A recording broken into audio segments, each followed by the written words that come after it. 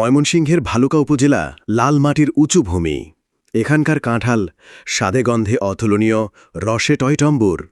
Seed store, আঙ্গারগাড়া, Uthura, মেরাবাড়ি বাজার এসব হাটে প্রতিদিন ভোর থেকে সন্ধ্যা পর্যন্ত কৃষকদের ভিড়। ঠেলাগাড়ি, অটোরিকশা করে তারা কাঁঠাল নিয়ে আসেন।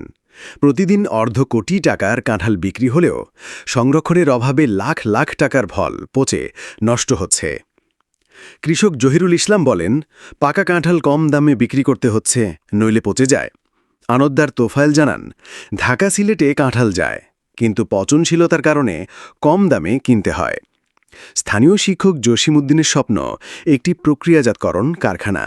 তিনি বলেন, কাঁঠাল দিয়ে জেলি চিপস তৈরি হলে কৃষকরা ন্যায্য দাম পাবেন, বাণিজ্যিক উৎপাদন বাড়বে। ভালুকার কৃষকদের এই নীরব কান্না শুধু ফলের ক্ষতি নয়, একটি সম্ভাবনাময় অর্থনীতির হাতছানি। একটি কারখানা এই অঞ্চলের চিত্র বদলে দিতে পারে। কাঁঠালকে শুধু বাজারের ফল নয়, বাংলাদেশের গর্বে পরিণত করতে পারে। ডেস্ক রিপোর্ট, পুলক শেখ, দৈনিক টার্মিগান।